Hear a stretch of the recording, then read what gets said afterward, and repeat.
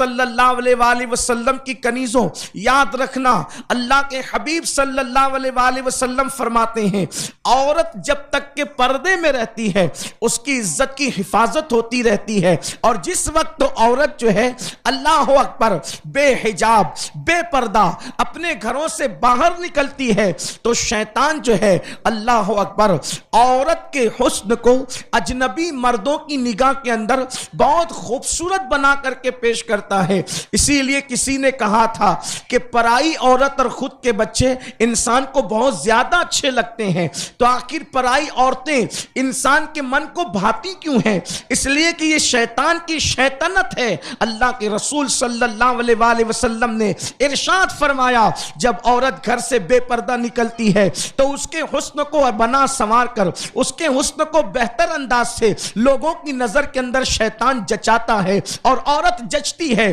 اس لیے اللہ اکبر اللہ کے حبیب صلی اللہ علیہ وآلہ وسلم نے عورتوں کی عزت کو تحفظ دینے کے لیے، عورتوں کی عزت کو بچانے کے لیے، عورتوں کی آبرو کی حفاظت کرنے کے لیے انہیں پردے کا حکم دیا، اور یہاں تک ارشاد فرمایا کہ اللہ اکبر جب عورت بے پردہ اپنے گھر سے نکلتی ہے تو جب تک کہ گھر کے اندر واپس لوٹ نہیں جاتی اس پر مکمل طور پر مسلسل اللہ، فرشتوں کی اور سارے انسانوں کی لعنت پڑتی رہتی ہے۔ اے خاتون جنت رضی اللہ تعالیٰ عنہ کی کنیزوں، کتنے افسوس کی بات ہے کہ جو مذہب عورت کی عزت کو تحفظ دینے کے لیے پردے کی بات کرتا ہو، آج اس مذہب کے ماننے والی بچیاں، آج اس مذہب کے ماننے والی عورتیں جو ہے وہ بے پردگی کا شکار ہے، اور اس کا خیال بھی نہیں کرتے کہ بے پردگی کتنا بڑا جرم ہے، بے پردگی کتنا بڑا گناہ ہے۔ اے خاتون جنت رضی اللہ تعالیٰ عنہ کی کنیزوں،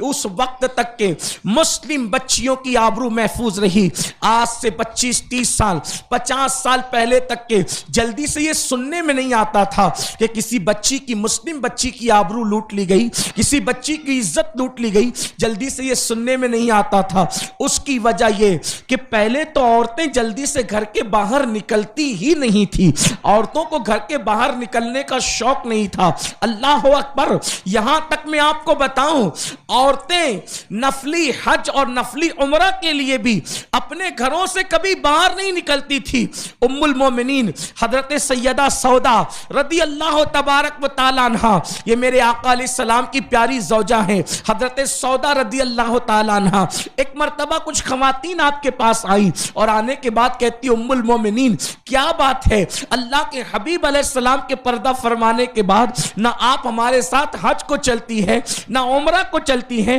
ایک مرتبہ چلے تو صحیح، ہمیں بھی یہ شرف عطا کرے، آپ رسول اللہ کی پیاری زوجہ ہیں، آپ ام المومنین ہیں، امی جان آپ ہمارے ساتھ عمرہ کے لیے تشریف لے چلیں، آپ ہمارے ساتھ حج کے لیے تشریف لے چلیں۔ ام المومنین حضرت سیدہ سودا رضی اللہ تعالیٰ عنہ نے ارشاد فرمایا کہ میں نے جان ایمان مصطفیٰ جان رحمت صلی اللہ علیہ وآلہ وسلم کے ساتھ حج بھی کر لیا ہے اور میں نے عمرہ کا شرف بھی حاصل کر لیا ہے، اب میرے اللہ کا میرے لیے حکم یہ ہے وَقَرْنَا فِي بُيُوتِكُنَّ وَلَا تَبَرَّجْنَا تَبَرُّجَ الْجَاهِلِيَّةِ الْأُولَى، کہ تم اپنے گھروں میں بیٹھی رہو اور اس طرح نہ کرنا جیسے پہلے جاہلیت کے دور میں کیا جاتا تھا، یعنی بے پردگی کا شکار نہ ہونا۔ میرے لیے حکم یہ ہے کہ میں نفلی عمرہ سے بہتر، نفلی حج سے بہتر اب اپنے گھر میں رہنے کو پسند کرتی ہوں، اور جب تک میں زمین پہ موجود رہوں گی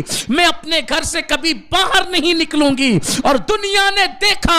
ام المومنین وصال مصطفیٰ کے بعد کبھی گھر سے باہر نکلی ہی نہیں، اور جب نکالا گیا تو آپ کا جنازہ گھر کے باہر نکالا گیا۔ اے خاتون جنت کی کنیزوں، میں پوچھنا چاہتا ہوں جو رسول اللہ صلی اللہ علیہ وآلہ وسلم کے ساتھ نکاح میں آئے، ان جیسی عورتیں کوئی ہو نہیں سکتی، ان کے لیے اللہ نے فرمایا اے نبی کی عورتوں تم عام عورتوں کی طرح نہیں ہو، لستن کحاد من النساء، کہ تم عام عورتوں کی طرح نہیں ہو۔ امہات المومنین کو کہا گیا عام عورتیں اور ہیں تم اور ہو، کوئی ولیہ، کوئی قطب، کوئی ابدال امہات المومنین کی نالین کو نہیں پہنچ سکتا۔ اللہ اللہ اکبر، یہ وہ شان والی خواتین ہیں۔ قرآن کی آیت کہہ رہی ہے وَالطَّيِّبِينَ لِلطَّيِّبَاتِ، ہم نے پاکوں کے لیے پاک کا انتخاب کیا، یعنی مرد جتنا پاکیزہ ہوگا اس کے لیے اتنی ہی پاکیزہ بیوی کا انتخاب کیا جائے گا۔ اب پوری کائنات کے اندر محمد الرسول اللہ جیسا کوئی پاکیزہ ہو نہیں سکتا، تو ان کی بیویوں کا بھی حال یہ ہے کہ بیوی ہونے کی حیثیت سے ان کی طرح کسی کو اتنی پاکیزگی مل نہیں سکتی۔ ایسی پاکیزہ عورتیں کہ جن کے قریب کبھی شیطان ہو کر کے نہیں گزرتا۔ حیا کے پردے میں عرض کروں کہ اللہ اکبر،